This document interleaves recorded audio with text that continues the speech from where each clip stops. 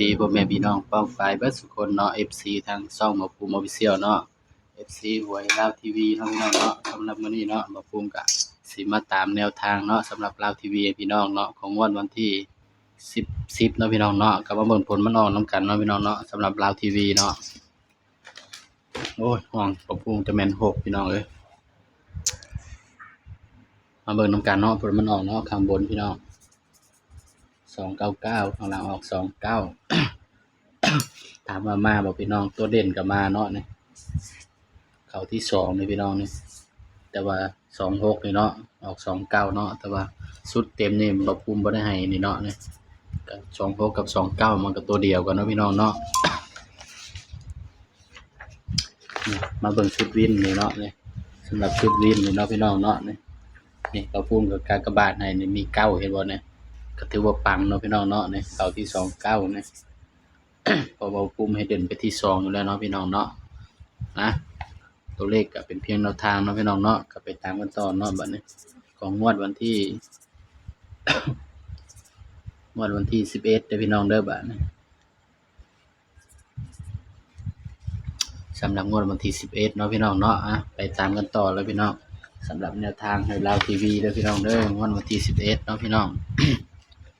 งวดวันที่11พี่น้องสำหรับลาวทีวีเนาะบ่ภูมิก็สิให้น้อยลงเนาะบัดนี้พี่น้องวันที่11มีนาคมเด้อพี่น้อง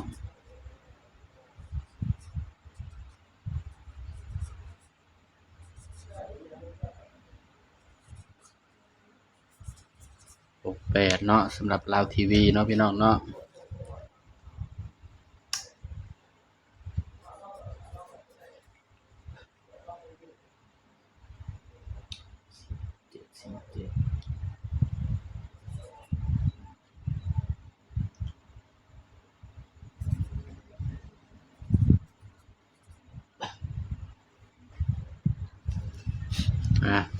มาตามกันต่อเลยพี่น้องสำหรับ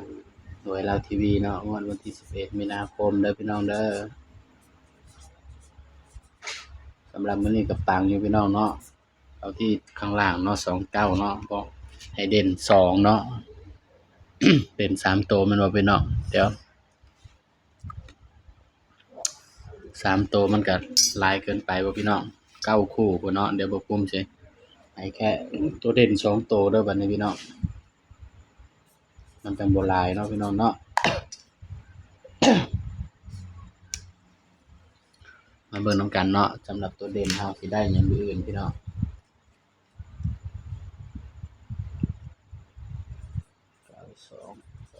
92 29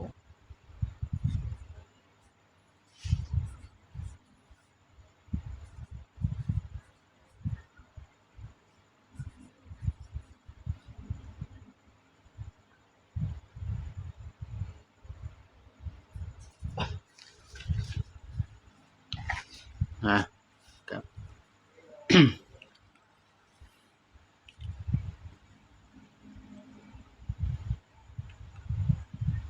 1 2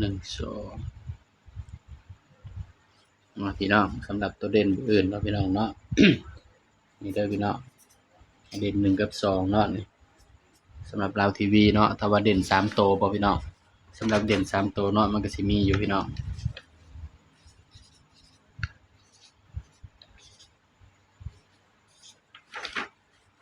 เด่น3ตัวก็คือ890เนาะพี่น้องเนาะสำหรับเด่น3ตัวเนาะ นี่เด้อพี่น้อง890เนาะนี่890เพิ่นว่าพี่น้องตัวเลขก็เป็นเพียงแนวทางเนาะพี่น้องเนาะ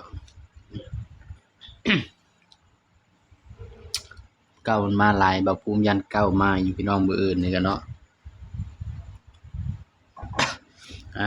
ก็มาจับคู่เนาะบ่ภูมิแล้วพี่น้องบาดนี่ตัวเลขก็เป็นเพียงแนวทางเด้อพี่น้องเด้อนี่1เนาะ14 15 16 17 24 25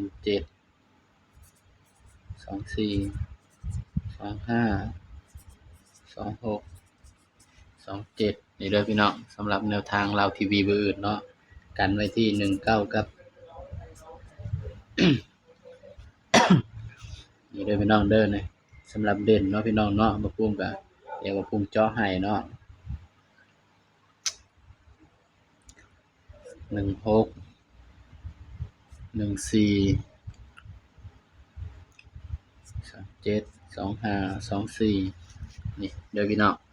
สำหรับชุดตัวเด่นเนาะพี่น้องเนาะลาวทีวีเนาะบาดนี้บางเทื่อตัวเด่น ตัวเลขก็มีเข้ามีหลุดเด้อพี่น้องเด้อบ่ภูมิก็ให้เพื่อเป็นแนวทางเนาะพี่น้องเนาะก็มาเบิ่งชุดวินนํกันเนาะบัดนี้สำหรับชุดวินเนาะชุดวินก็คือนี่แหละพี่น้องนี่ เอา5ใส่ก็เป็นชุดวินเด้อพี่น้องนะ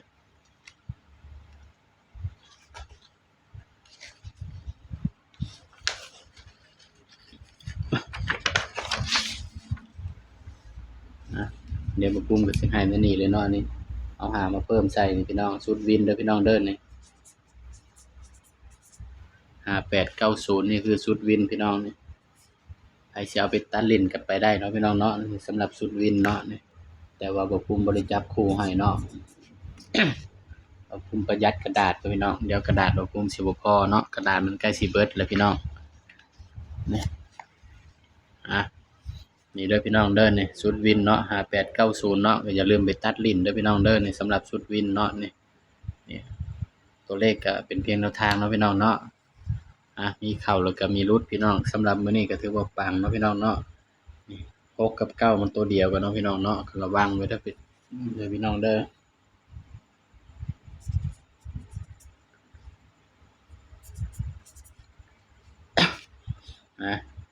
นี่ก็เป็นเพียงแนวทางเนาะพี่น้องเนาะสำหรับลาวทีวีเนาะเดี๋ยวบ่ภูมิจัดสูตรงบน้อยให้เนาะสำหรับชุดวินเนาะพี่น้องเนาะชุดวินว่าสิบ่จับให้เลยพี่น้องเดี๋ยว FC สิว่าเนาะพี่น้องเนาะกระดาษเปลืองก็สร้างมันเนาะพี่น้องเนาะ นี่คือชุดวินเด้อพี่น้องเด้อนี่5890เนาะพี่น้องมาจับคู่บัดนี้พี่น้อง50 58 59 80 89 90นี่เด้อพี่น้องนี่คือชุดวินเนาะสำหรับลาวทีวีเนาะพี่น้องเนาะ ชุดวินลาวทีวีเด้อพี่น้องเด้อนี่ย้ำว่าตัวเลขก็เป็นเพียงแนวทางเนาะพี่น้องเนาะมีเข้ามีหลุดพี่น้องถามว่าเด่นตัวใดเนาะเด่นทุกคู่เนาะพี่น้องเนาะนี่สำหรับคลิปนี้เนาะบ่ภูมิก็ฝากพี่น้องกดไลค์กดแชร์กดติดตามช่องบ่ภูมิ Official อีกเด้อพี่น้องเด้อสบายดีครับ